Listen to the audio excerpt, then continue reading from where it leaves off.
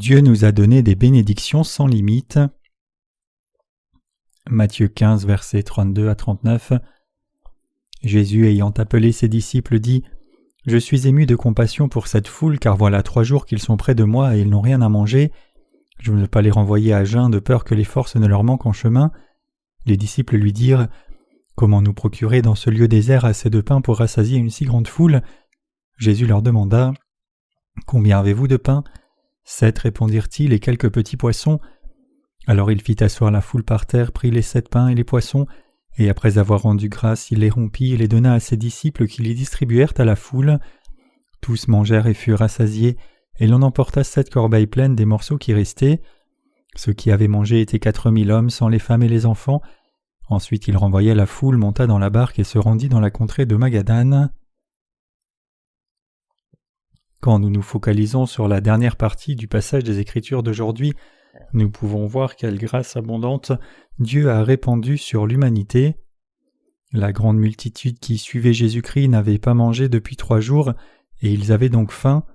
Il est écrit qu'en les voyant, Jésus avait tant compassion pour eux qu'il dit : « Je ne veux pas les renvoyer ayant faim pour qu'ils ne tombent pas en chemin. » Il bénit alors 7 pains et 2 poissons et les donna à la multitude. Ils furent tous rassasiés, et il resta 7 paniers de reste. Plus de 4000 hommes furent nourris, sans compter les femmes et les enfants. Le fait qu'il y ait eu 7 paniers de reste signifie que la grâce de Dieu est sans limite. Combien est-ce merveilleux qu'il y ait eu assez de nourriture restante pour remplir 7 paniers, même après avoir nourri plus de 4000 hommes sans compter les femmes et les enfants. Dieu a béni un repas qui se composait de 7 pains et un peu de poisson, et l'a partagé avec la multitude. Mais 7 paniers pleins de reste furent rassemblés, après que 4000 personnes furent rassasiées, sans compter les femmes et les enfants. Cela nous montre que la grâce de Dieu est sans limite et éternelle. Cela souligne combien il est important d'avoir foi en Dieu. La grâce de Dieu est si grande. Si la grâce de Dieu n'était pas vraiment grande, alors il aurait été impossible de ne pas être découragé dans nos vies de foi. Dieu est parfait. Dans les Écritures, le chiffre 7 est un chiffre parfait symbolisant l'attribut de Dieu. Dieu répand sa grâce sur son peuple affamé et soupirant. Comme c'est montré dans le passage des Écritures d'aujourd'hui, il n'y a aucun doute du tout que Dieu répand effectivement sa grâce infiniment. Le Seigneur veut que nous connaissions et croyions dans la perfection de Dieu et sa grâce abondante. Alors par quel genre de foi devons-nous vivre ? Plutôt que de vivre selon nos circonstances et notre état, nous devons demander plus de la grâce de Dieu chaque jour et vivre dans son amour. En affermissant encore plus notre foi en Dieu, nous devons vivre en croyant en lui davantage. Vous devez réaliser et croire du fond de votre cœur que l'amour de Dieu est infini. Bien que nous ayons souvent entendu les gens dire « Dieu est grand, Dieu est amour », Dieu veut que nous réalisions vraiment qu'il a effectivement répandu sa grâce abondamment. Quand nous saisissons correctement cette grâce sans limite de Dieu et croyons, nous pouvons aller au-delà de notre état de foi faible qui suit nos propres circonstances et situations. Ne croyez-vous pas en Dieu à votre propre niveau et ne le suivez-vous pas dans vos propres états ? N'avez-vous pas été touché par les doctrines distillées par le christianisme légaliste ? Si vous avez vécu votre vie de foi sur la base de votre propre standard jusqu'ici et vous êtes trouvé satisfait ou tourmenté selon ce résultat, alors il est temps pour vous d'aller au-delà d'un tel état de foi et de venir dans le domaine de foi profond, sans limite et parfait de Dieu. Si nous croyons en Dieu, nous pouvons vivre dans son amour infini, car son amour n'a pas de limite. Je vous demande à tous de croire en ce Dieu. Vous devez reconnaître que c'est seulement parce que vous n'avez pas assez foi en Dieu que vous luttez dans les difficultés. Quand nous n'avons pas foi dans la grâce sans limite de Dieu, nos cœurs sont souvent pleins de découragement et souffrent. Il y a aussi des temps où nous pensons que Dieu ne connaît pas notre souffrance, et par conséquent nous nous lions dans ces souffrances. C'est pour cela que nous luttons pour mener nos vies de foi comme si nous étions les seuls à souffrir. Cependant, même quand nous avons l'impression que Dieu nous a abandonnés à nos luttes dans nos temps de souffrance, de difficultés ou de douleur, Dieu nous connaît encore et répand son amour sans limite sur nous. Donc lorsque nous souffrons ou avons des difficultés, nous avons encore plus de raisons de revenir à Dieu qui répand cette grâce sans limite sur nous. Même jusqu'à ce jour, Dieu vous demande encore « Confie-toi en moi, appuie-toi sur moi et crois en moi ». Notre Dieu n'est pas le genre de Dieu qui répand sa grâce sur nous seulement pour s'arrêter en chemin. Au contraire, il est le Dieu qui a laissé 7 paniers de nourriture après avoir nourri 4000 hommes. Il n'est pas le Dieu qui vous abandonnera quand vous serez épuisé, ayant désespérément besoin de son aide, mais il est le Dieu qui répand plus et assez de grâce pour nourrir tout le monde et remplir encore 7 paniers. De même, la grâce de Dieu n'est pas quelque chose qui est répandu sur nous pour s'arrêter en chemin, c'est la grâce qui est répandue sur nous continuellement et infiniment. Y a-t-il un moment dans votre vie où vous aviez l'impression que votre vie était terminée? Ou y a-t-il un moment dans votre vie de foi où vous avez l'impression « ma vie de foi est sur le point de s'arrêter ici » Alors que nous menons nos vies de foi, il y a de ces moments où il semble que notre foi soit sur le point de se perdre. Dans des temps comme cela où vous avez l'impression que vous quittez la foi et pensez « ma vie de foi est terminée », rappelez-vous que l'amour et la grâce sans limite de Dieu n'a pas de fin même si votre propre justice, force et foi peut avoir atteint une certaine limite. C'est parce que notre propre foi est épuisée devant Dieu que nous avons l'impression que tout est fini, mais cela ne signifie pas que la grâce de Dieu pour nous soit épuisée d'aucune façon. Alors que nous menons nos vies, il y a beaucoup de temps où nos vies semblent finies. Nous avons probablement eu des expériences proches de la mort. Malgré cela, nous avons réussi à survivre et sommes toujours en vie. Cela a été possible à cause de la grâce de Dieu qui a continué de nous soutenir fermement, même si notre force était épuisée et que nous sommes arrivés près de la mort. La force vient de Dieu. Dieu a répandu sa grâce sans limite sur nous. Il nous a conduits sur la voie de la justice par son amour et sa grâce sans limite. Il nous a enseignés et guidés et connaissant notre fin, il nous a remplis de la plénitude. Si c'est effectivement le cas, alors il n'y a pas besoin d'être découragé ni de rester dans le désespoir à cause de nos difficultés et souffrances présentes, ni à cause des épreuves à venir. Lorsque notre foi semble être épuisée et dépassée par nos faiblesses, tout ce que nous devons faire, c'est nous rappeler l'amour sans limite du Seigneur, qui nous a apporté sa grâce selon son temps, et croire qu'il est le Dieu dont la grâce n'a pas de limite, car il prévoit de continuer à répandre sa grâce sur nous en abondance. C'est quand nous croyons en Dieu comme cela qu'il se réjouit. Contemplez ce dont Dieu nous parle dans le passage des Écritures d'aujourd'hui. Tous ces gens qui étaient avec Jésus-Christ en ce temps-là avaient faim depuis 3 jours. Beaucoup de gens étaient affamés à ce moment-là. Alors que nous menons nos vies de foi, il y a aussi des moments où nous avons faim et il y a aussi des temps où nous sommes épuisés, mais tout le temps Dieu nous revêt de sa grâce. Cette grâce continuera dans les jours à venir, mais aujourd'hui je voudrais traiter de ce sujet plus en détail. Qui ne croit pas vraiment en Dieu? Dieu dit en Matthieu 15, versets 8 à 9, « Ce peuple m'honore des lèvres, mais son cœur est éloigné de moi. C'est en vain qu'il m'honore en enseignant des préceptes qui sont des commandements d'hommes. » Jésus dit cela en pensant aux pharisiens. Les religieux ne se soucient que des apparences extérieures. Les pharisiens aussi étaient des religieux typiques de leur temps, et donc ils invoquaient le nom de Dieu seulement pour chercher leur propre intérêt en disant « Tout ce qui compte c'est de vous garder pur et d'agir vertueusement dans l'apparence extérieure. » Ils prétendaient servir Dieu seulement extérieurement, disant par exemple « Puisque Dieu nous a dit de servir nos parents, nous devons les servir. » Mais ce n'est pas absolu si nous disons que nous aurions donné à nos parents ce que nous venons d'offrir à Dieu. Marc 7, verset 11. Ces pharisiens, c'est-à-dire religieux, insistaient tant sur la pureté superficielle. Ils insistaient sur le fait que tout le monde devait laver ses mains lorsqu'il rentrait de l'extérieur, mais d'un autre côté, ils avaient toutes sortes d'excuses à leur propre comportement, tordant la parole de Dieu pour les arranger, disant « C'est ce que la parole de Dieu nous commande, mais il y a toujours une exception. » Le Seigneur nous dit « Ce n'est pas ce qui entre dans la bouche d'un homme qui le souille, mais ce qui en sort le souille. » Marc 7, verset 20. Nous devons être libérés de cette pureté superficielle. Cela signifie qu'une doctrine qui prétend que nous devons seulement être purs extérieurement, comme si ce qui entre dans nos bouches nous souillait, n'est pas juste. En d'autres termes, toutes ces choses qui entrent dans la bouche ne peuvent pas souiller quelqu'un, mais c'est ce qui vient de l'intérieur qui le souille. Beaucoup de gens religieux pensent pour eux-mêmes, c'est ce qui entre dans un homme par sa bouche qui le souille. Mes chers croyants, je vous demande à tous de saisir que ce qui entre dans la bouche ne peut pas souiller quelqu'un. Indépendamment de la diligence et la vertu avec laquelle quelqu'un a vécu dans les apparences extérieures, si son intérieur est marqué de péché, alors il n'est pas un homme pur. Notre Seigneur dit que ce qui entre par la bouche n'est pas le problème. Les gens pensent que s'ils lavent ce qui entre dans leur bouche avant de le manger, alors leur intérieur sera d'une certaine façon purifié. C'est ce que pensaient les pharisiens, et ce n'était pas seulement les pharisiens qui pensaient cela, mais beaucoup d'autres pensaient aussi comme cela. Ils pensaient que s'ils purifiaient ce qui entrait par leur bouche avant de le manger, ils seraient préservés dans la pureté, mais ce n'est pas le cas. Jésus dit « C'est de l'abondance du cœur que la bouche parle, et c'est ce qui sort de la bouche de l'homme qui le souille. »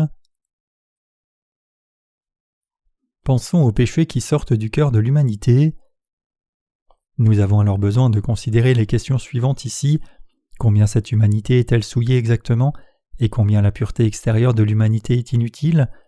Jésus dit que tout ce qui sort de la bouche de l'homme vient du cœur, et cela signifie que ce qui vient du cœur est la nature fondamentale de l'homme. Le Seigneur dit que tout ce qui vient de la bouche d'un homme n'est autre que lui-même et c'est ce qui souille les autres. Ce qui sort de la bouche est ce qui sort du cœur, et il est impératif que nous sachions ce qui vient de la bouche, c'est-à-dire ce qui vient de nos cœurs. Regardons en Matthieu 15, verset 19 ici. « Car c'est du cœur que viennent les mauvaises pensées, les meurtres, les adultères, les impudicités, les vols, les faux témoignages, les calomnies. » Jésus dit ici que ce qui vient du cœur, ce sont les mauvaises pensées, les meurtres, les adultères, les fornications, les vols, les faux témoignages et les injures, et c'est ce qui souille l'humanité. Si nous regardons à nous-mêmes comme êtres humains, laissant le fait que le Seigneur a expié tous nos péchés, comment nous verrions-nous ? Regardez bien à vous-même et regardez aussi les autres. Une fois que nous nous voyons dans le reflet de la parole de Dieu dans nos vies, et laissons Jésus-Christ de côté en regardant à nous-mêmes, alors nous réalisons combien nous sommes excessivement pécheurs. Nous pratiquons constamment le mal seul. Nous débordons de mauvaises pensées, de meurtres, d'adultères, de fornications, de vols, de faux témoignages et d'injures. Si nous écartons notre foi en Jésus-Christ, alors nous, en tant qu'êtres humains, ne sommes rien de plus que des tas de péchés. La nature de l'humanité, ce qui vient des êtres humains, et ce qui sort du cœur humain est mauvais. Ce n'est pas exagéré de dire que la nature fondamentale de l'humanité est marquée de telles iniquités que les mauvaises pensées, les meurtres, les adultères et les vols. C'est clair comme la lumière du jour que l'humanité n'est qu'une foule de pécheurs qui ne peuvent éviter de produire que la corruption et le mal. Bien que beaucoup de gens dont le cerveau est lavé par les enseignements religieux pensent qu'il y a de la bonté en eux, c'est précisément parce que les humains sont fondamentalement méchants qu'ils cherchent la bonté. C'est pour cela que les gens cherchent à pratiquer la vertu dans leurs actes, essayant de cacher leur nature fondamentalement méchante avec leur mérite, et pensent que l'humanité est aussi capable d'atteindre une certaine vertu. Cependant, quand nous regardons à nous-mêmes comme êtres humains, nous savons que l'humanité elle-même est souillée. Si vous vous connaissiez vous-même, vous ne pourriez que reconnaître combien les êtres humains sont souillés, combien leurs pensées sont méchantes, combien ils blasphèment, et combien souvent ils rendent de faux témoignages. Vous pouvez réaliser tout cela en regardant à vous-même, mais si vous ne vous reconnaissez pas vous-même, vous pouvez être trompé et penser que vous êtes une bonne personne. De plus, à part cette pensée qui considère que quelqu'un est vertueux, il est absolument certain que ce raisonnement sera associé à la religion et tissé d'hypocrisie religieuse. Par nous-mêmes, il n'y a rien qui justifie que nous nous voyions vertueux. Tout comme Jésus le dit dans la Bible ici, il n'y a pas de question du tout sur le fait que les gens vivant sur la planète Terre, y inclus moi-même, sont une bande de méchants dont les pensées sont mauvaises, souillées et dépravées et qui ne pratiquent effectivement que le mal. Nous humains sommes complètement indignes. Quand nous regardons au centre du cœur humain, nous voyons combien il est souillé. Comme la Bible dit, « Le cœur est tortueux par-dessus tout et il est méchant, qui peut le connaître ?» Jérémie 17, verset 9. Il n'y a rien de plus souillé et dépravé que le cœur humain. Toutes les autres choses de ce monde, comme les fleurs, sont pures telles qu'elles sont. Par contre, les êtres humains essaient de cacher leur corruption par leur hypocrisie. De toute la création, seule l'humanité pratique l'hypocrisie, incapable de se reconnaître elle-même. C'est précisément parce que les êtres humains sont hypocrites qu'ils se trompent eux-mêmes en pensant qu'ils sont vertueux. À la différence des fleurs qui sont belles comme elles sont, quand les humains sont exposés à leur vraie couleur, ils sont si sales, si mauvais et dégoûtants qu'ils sont même pires que la saleté et les déchets dans la poubelle. Qu'en est-il des excréments pleins de vers ? Ne sont-ils pas inclus dans toute chose ? Bien sûr. Si oui, alors le cœur humain est encore pire que ces excréments et les vers qui vivent à l'intérieur. C'est la vraie nature de l'humanité. Vous connaissez-vous bien vous-même ? Le problème cependant, c'est que nous ne nous connaissons pas si bien. Parfois même ceux qui ont reçu la rémission des péchés ne se connaissent pas eux-mêmes. Donc par conséquent, ils deviennent fiers quand ils accomplissent quelque chose, mais quand leurs insuffisances sont exposées, ils finissent avec une bien plus grande déception que la fierté qu'ils avaient ressentie. Il y avait beaucoup de gens affamés qui suivaient Jésus-Christ. Jésus avait tant de compassion pour ces gens épuisés par la faim qu'il a fait un miracle pour les nourrir. Mais quel genre de gens sont ceux qui ont vraiment faim en esprit ? Ce sont ceux qui savent réellement qui ils sont. Une fois que les humains se connaissent eux-mêmes, ils ont réellement faim spirituellement qu'ils sont complètement épuisés. Donc ils viennent demander au Dieu de ce monde de l'aide désespérément mais en vain. Seul Dieu peut leur donner sa grâce divine et c'est effectivement vrai. Par contre, il y a beaucoup de gens qui vivent sans se connaître eux-mêmes, mais cela n'a aucun sens pour eux de venir devant Dieu et de demander de l'aide quand ils ne se connaissent même pas eux-mêmes, et cela n'a pas de sens non plus de supplier Dieu « Aide-moi juste un peu, pardonne-moi juste cette fois ». C'est la mauvaise prière à faire, qui n'est rien de plus que dire « Je suis juste un peu impur et j'ai seulement besoin d'un peu d'aide, je m'occuperai du reste moi-même ». Quand vous réalisez votre dépravation totale, connaissez l'étendue de votre corruption et acceptez « Je suis complètement souillé, mes pensées sont mauvaises comme mes actes sont mauvais, je ne suis rien de plus qu'un déchet humain », c'est alors que vous pouvez devenir pauvre de cœur et que votre cœur peut réellement avoir faim et soif de justice. Si vous et moi pensons toujours que nous avons quelque chose de vertueux par nous-mêmes après être nés de nouveau, alors nous devons y repenser. Si par hasard vous pensez que vous pouvez pratiquer la justice d'une certaine façon, qu'il y a quelque chose de bon en vous et que vous avez certaines vertus, alors cela signifie que vous n'avez pas encore faim en esprit. Tous les humains, y inclus vous et moi, sont complètement dépravés comme l'a dit le Seigneur. Du moment que nous sommes nés, nous étions déjà destinés à la corruption. Depuis la chute d'Adam et Ève, tous les humains sont nés comme un tas de corruption complète et de dépravation. Si vous et moi réalisons notre vraie réalité comme cela, alors loin de nous vanter de nous-mêmes, nous nous trouverons soupirant dans le deuil. Même si nous sommes tristes en nous connaissant et en nous acceptant nous-mêmes, que se passera-t-il ensuite ? Nous réaliserons que c'est précisément ces gens sur qui Dieu répand sa grâce. C'est alors que nous pourrons croire en Dieu en nous confiant et en acceptant cette grâce, et ceux qui croient en cela sont capables de trouver sa grâce par la foi. Par contre, ceux qui ne savent pas encore quel genre de personnes ils sont, se considèrent capables de produire quelque chose de juste, s'occupent à servir Dieu par leur propre vertu. Ces gens vacillent servant Dieu et eux-mêmes moitié-moitié. Par contre, ceux qui savent qu'ils sont insuffisants reconnaissent qu'ils sont complètement dépravés et mettent toutes leurs attentes seulement et entièrement sur la grâce de Dieu, même s'ils peuvent aussi un peu vaciller. En d'autres termes, en s'appuyant sur Dieu et en se confiant dans sa grâce seule, ils ont foi dans sa parole et dans sa grâce. Dieu répand le même salut sur les gentils aussi. Un jour, alors que Jésus voyageait dans la région de Sidon, une femme cananéenne de cette région est venue vers lui et a crié « Aie pitié de moi, Seigneur, fils de David, ma fille est sérieusement possédée par un démon. » Que signifie le fait qu'une femme gentille vivant dans la région de Canaan cherche Jésus et lui dise « Aie pitié de moi » ? Essentiellement, cela signifie que cette femme connaissait l'étendue de son être dépravé et corrompu, mais elle voyait aussi que sa fille était possédée par un esprit méchant, et une fois qu'elle a vu ce mal, elle n'avait pas d'autre choix que de s'appuyer complètement sur Jésus et s'attacher à lui. C'est pour cela qu'elle est allée vers Jésus en criant « Aie pitié de moi, fils de David ». Cette femme, qui se connaissait bien, a demandé à Jésus d'aider sa fille en disant « Ma fille souffre terriblement de la possession démoniaque, aie pitié de moi ». En dépit de cela, Jésus ne s'est même pas retourné et a dit « Il n'est pas bien de prendre le pain des enfants et de le jeter aux petits chiens ». Jésus traitait cette femme comme un chien, il lui disait face à face « Tu ne vaux pas mieux qu'un chien ». Regardez à la façon dont la femme a répondu en dépit de cette insulte en disant « Oui Seigneur, même les petits chiens mangent les miettes qui tombent de la table de leur maître ». En d'autres termes, la femme se reconnaissait franchement devant Jésus disant « Oui, tu as raison, je suis une femme qui ne vaut pas mieux qu'un chien, je suis un chien ». Jésus avait mentionné le chien en référence indirecte à la femme, car il connaissait tout du cœur humain et en réponse, cette femme s'est aussi reconnue exactement comme elle était, car elle aussi savait qu'elle était comme un chien. En d'autres termes, elle avait laissé sa fille de côté pour le moment et accepté d'abord qu'elle était une telle femme. C'est ainsi que cette femme a pu trouver grâce devant Dieu. Mes chers croyants, même si nous sommes nés de nouveau, quel genre de personnes sommes-nous fondamentalement ? Nous-mêmes ne valons pas mieux qu'un chien. Jésus dit que ce qui vient du cœur de l'homme sous l'humanité, ce qui vient du cœur de l'homme, ce sont toutes sortes de péchés, de mauvaises pensées au meurtre, adultère, vol, envie, conflit, fierté et ainsi de suite. En d'autres termes, Jésus nous dit que nous ne sommes autres que ceux qui sont nés avec ces choses comme un chien. Un chien revient à ce qu'il a vomi. Proverbe 26, verset 11. Un chien régurgite et mange son propre vomi. L'humanité est pareille. Les gens enlèvent la saleté de leur intérieur pour la ravaler ensuite. Ils commettent des actes pécheurs, se repentent, puis commettent encore plus d'actes pécheurs à nouveau, répétant cela encore et encore. Mais que pensez-vous ? Pensez-vous que les humains sont meilleurs qu'un chien ? Non, nous ne sommes pas mieux. Plutôt nos cœurs sont pires et plus dépravés qu'un chien. Quand vous vous regardez vraiment de tout près, vous réaliserez combien vous êtes faible et corrompu et n'aurez pas d'autre choix que d'être déçu de vous-même. Que se passerait-il si les gens voyaient correctement qui ils sont vraiment ? Ils seraient déçus de leur image corrompue et dépravée. Ils finiraient découragés pensant « comme je suis mauvais ». N'est-ce pas ? Quand vous regardez à vous-même, n'êtes-vous pas déçus ? Tous ceux qui regardent à eux-mêmes de près sont forcément déçus. Cependant, parfois même la déception peut être une bonne dose de médicaments, car c'est dans des temps comme cela que les gens finissent par avoir faim et soif de justice.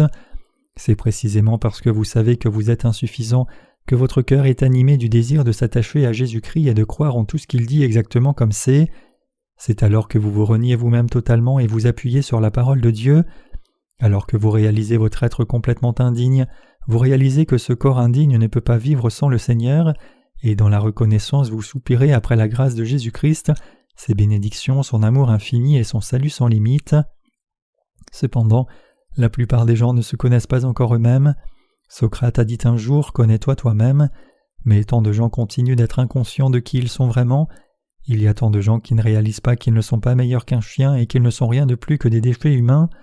Maintenant même, enivrés par les enseignements des religieux, ils continuent de se tromper eux-mêmes en croyant que leur autoportrait, embelli par leurs prétentions et hypocrisie, est leur vrai portrait. Nous humains par nous-mêmes sommes complètement indignes, donc il n'y a aucun doute que si la foi est enlevée à ceux qui sont nés de nouveau, et la religion à ceux qui ne sont pas nés de nouveau, tout le monde sera invariablement inutile et indigne devant Dieu. Si Jésus qui a expié tous les péchés du monde vous était enlevé, quel genre de personne seriez-vous ? Imaginez ce qui se passerait si vous étiez laissés sans la parole d'évangile de l'eau et de l'esprit. Quel genre de personnes serions-nous alors, vous et moi ?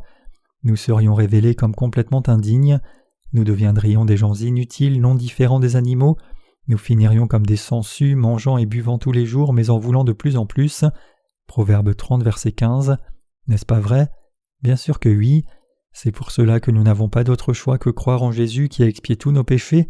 C'est parce que nous étions des pécheurs inutiles que nous avions besoin de Jésus.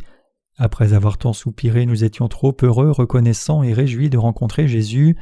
C'est pour cela que nous croyons en Jésus. Nous croyons que Jésus a pris tous nos péchés et a été condamné à notre place.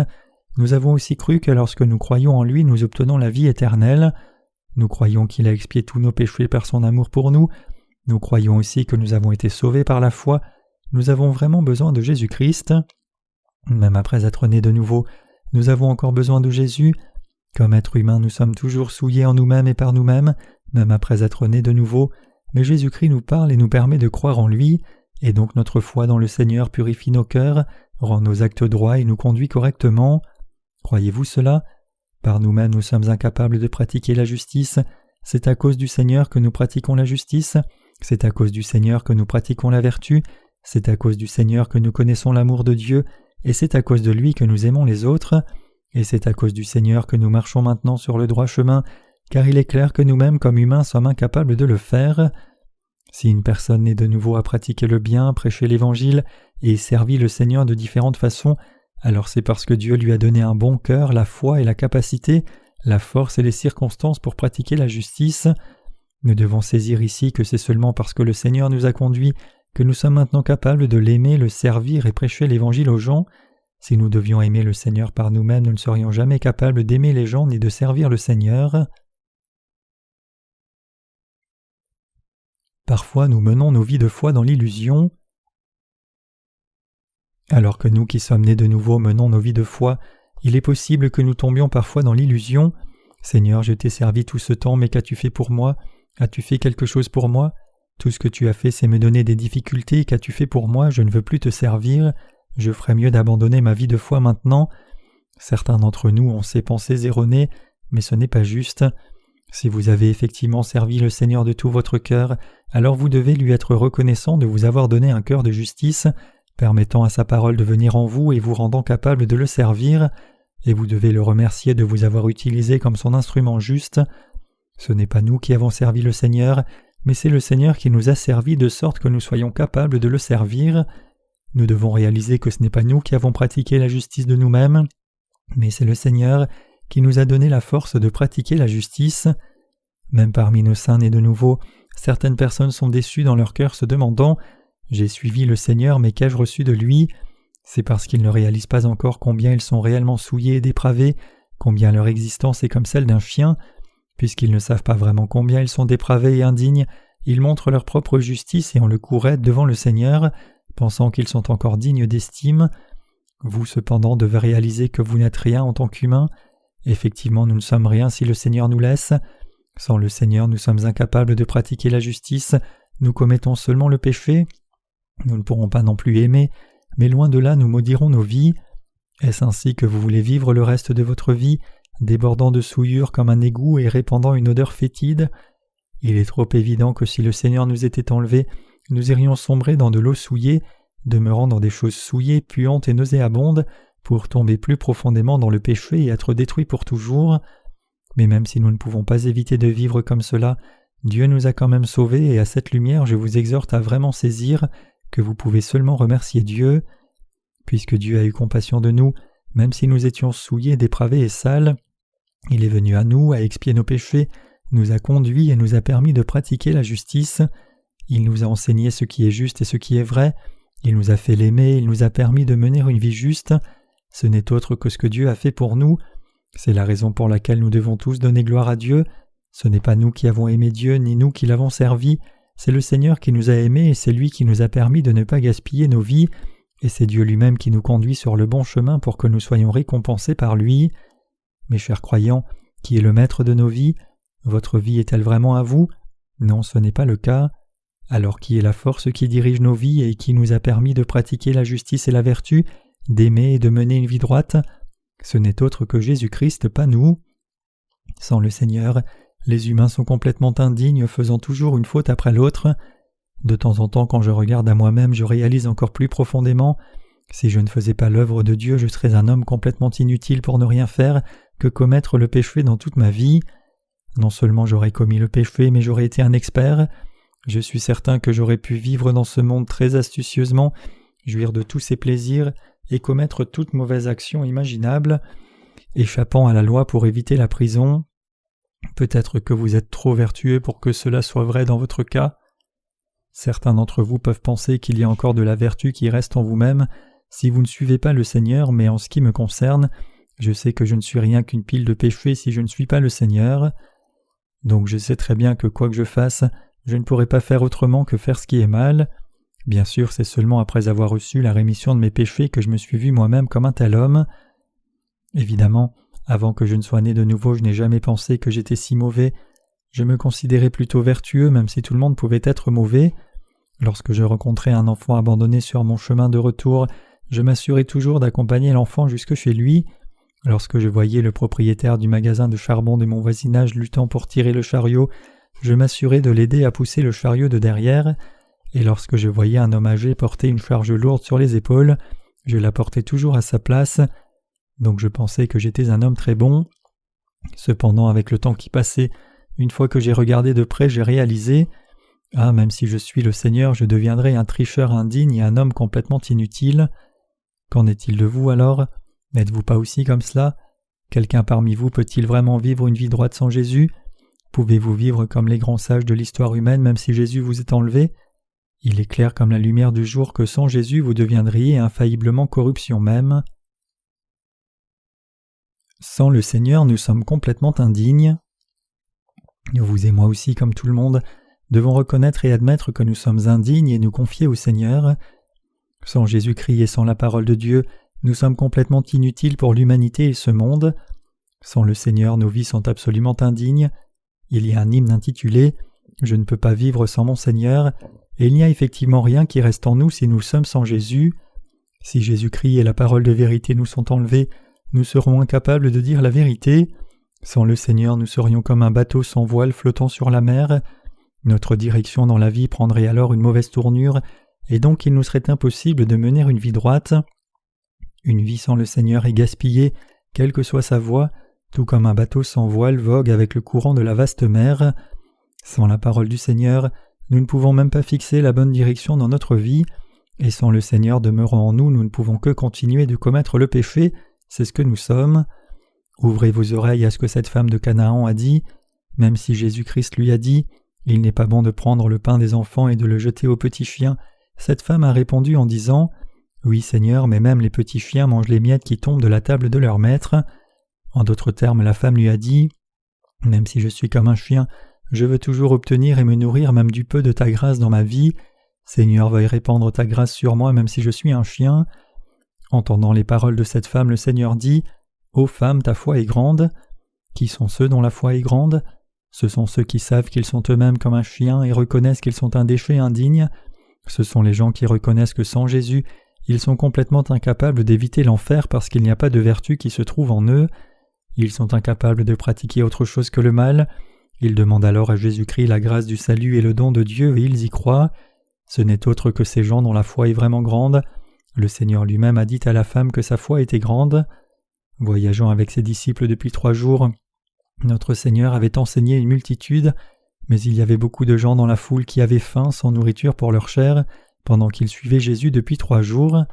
Au 3e jour, Jésus dit « J'ai été avec cette foule pendant 3 jours et j'ai tant de compassion pour eux que je ne peux pas les renvoyer affamés. » Quand Jésus dit cela, quelqu'un lui apporta un repas composé d'un peu de poisson et de pain. Puisque ces poissons et ces pains étaient le repas habituel emporté par les gens ordinaires, il ne devait pas y en avoir beaucoup. Quelqu'un a apporté un petit repas à Jésus-Christ, et quand Jésus a mis ses mains dessus, l'a béni et l'a distribué à la foule, pas moins de 4000 personnes en ont mangé en ne comptant que les hommes. Dans la Bible, les femmes et les enfants ne sont généralement pas comptés. Cela ne signifie pas que la Bible les ignore, mais quand les Israélites comptaient les gens, ils comptaient seulement le nombre d'hommes. C'est seulement après l'arrivée de Jésus-Christ que les femmes ont fini par être traitées également, et les femmes dans la Bible nous représentent nous, l'épouse de Jésus-Christ. Nous devons demander au Seigneur sa grâce qui est la fontaine de toute bénédiction. Il est écrit dans le passage des Écritures d'aujourd'hui, Jésus ayant appelé ses disciples dit « Je suis ému de compassion pour cette foule, car voilà 3 jours qu'ils sont près de moi et ils n'ont rien à manger.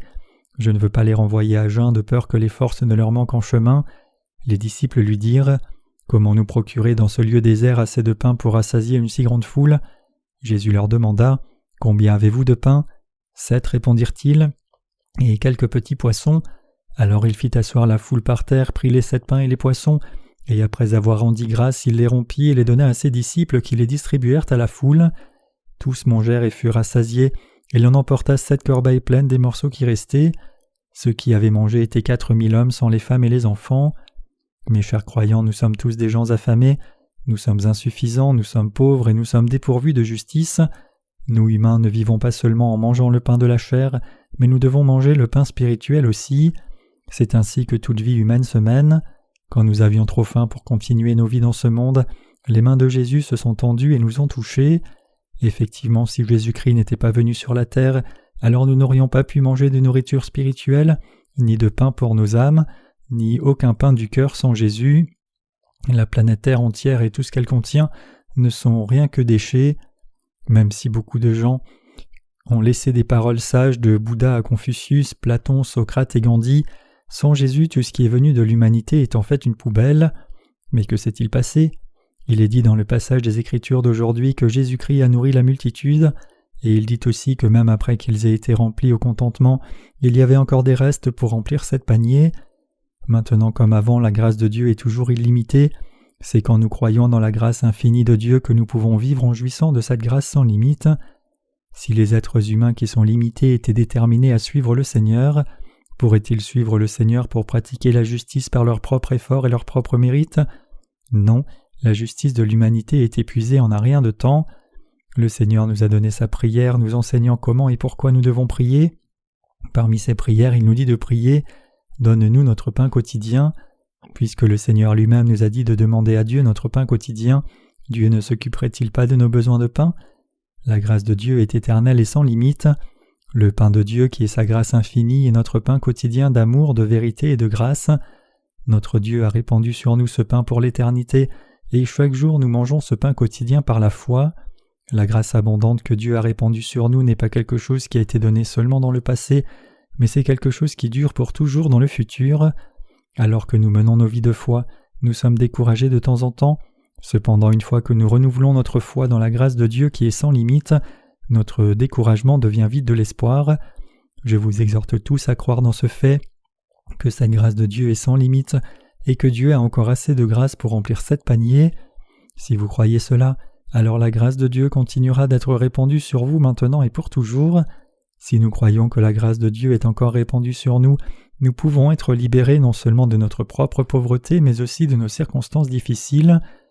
Par contre, si nous croyons en nous-mêmes et nous confions en nos propres forces au lieu de croire dans la grâce sans limite de Dieu, il nous sera inévitable d'avoir à nouveau faim, d'être lourds et de dévier dans le désert. Vous et moi sommes des êtres si fragiles. Qu'en est-il de vous ? Même si vous courez vers le Seigneur de toute votre force, n'avez-vous pas parfois encore faim, n'êtes-vous pas nus ou ne tombez-vous pas dans la faiblesse ? C'est dans des temps comme cela que vous avez besoin de la grâce sans limite de notre Dieu. C'est quand nous croyons dans cette grâce de Dieu sans fin qui est répandue sur nous chaque jour, quand nous demandons à Dieu cette grâce et quand nous nous confions dans ce Dieu, que nous sommes remplis jour après jour. De cette façon, vous et moi sommes capables de vivre devant le Seigneur au milieu des bénédictions de Dieu. Pourquoi êtes-vous toujours découragés alors que le Seigneur est avec nous et qu'il répand sur nous sa grâce débordante ? La raison pour laquelle nous nous sentons découragés et tombons dans le désespoir est le fait que nous ne croyons pas dans l'amour illimité de Dieu, dans sa vérité et dans sa grâce. Même si nous sommes tous insuffisants et des êtres limités, Dieu est sans limite. Même si notre force est limitée, la puissance de Jésus-Christ est illimitée. L'amour de Dieu et ses bénédictions pour nous sont infinies. Bien que notre propre justice soit comme le brouillard qui passe en un peu de temps, Dieu lui-même est éternel, il répand sa grâce éternelle sur la race humaine entière. Il a gardé plus qu'assez de grâce pour durer toujours, et même en ce moment précis, il nous donne cette grâce. Mes chers saints, le Seigneur demeure dans nos cœurs. L'apôtre Paul a dit une fois aux croyants corinthiens « Notre bouche est ouverte pour vous, Corinthiens, notre cœur s'est élargi. Vous n'êtes point à l'étroit au-dedans de nous, mais vos entrailles se sont rétrécies. Rendez-nous l'appareil, je vous parle comme à des enfants, élargissez-vous aussi. » 2 Corinthiens 6, versets 11 à 13. Gravons ce passage dans nos cœurs. C'est seulement quand nos cœurs ont soif et faim de la grâce du Seigneur dans sa présence que nous pouvons recevoir son amour infini, la vérité éternelle et les bénédictions abondantes. Si nous sommes incapables de demander l'aide de Dieu, c'est seulement parce que nos propres cœurs sont restreints. Ainsi je vous exhorte tous à croire que Dieu lui-même est sans limite et que son cœur est toujours ouvert pour vous. Quand nous avons des difficultés, c'est seulement parce que nous avons restreint nos cœurs. L'amour sans limite, la vérité éternelle, le salut sans limite et les bénédictions infinies que Dieu a répandues sur nous ne sont jamais restreintes. Croyez-vous cela, mes chers croyants ? Demandons donc incessamment cette grâce de Dieu par la foi pour le restant de notre vie. Je crois que les bénédictions de Dieu seront alors répandues abondamment sur nous tous.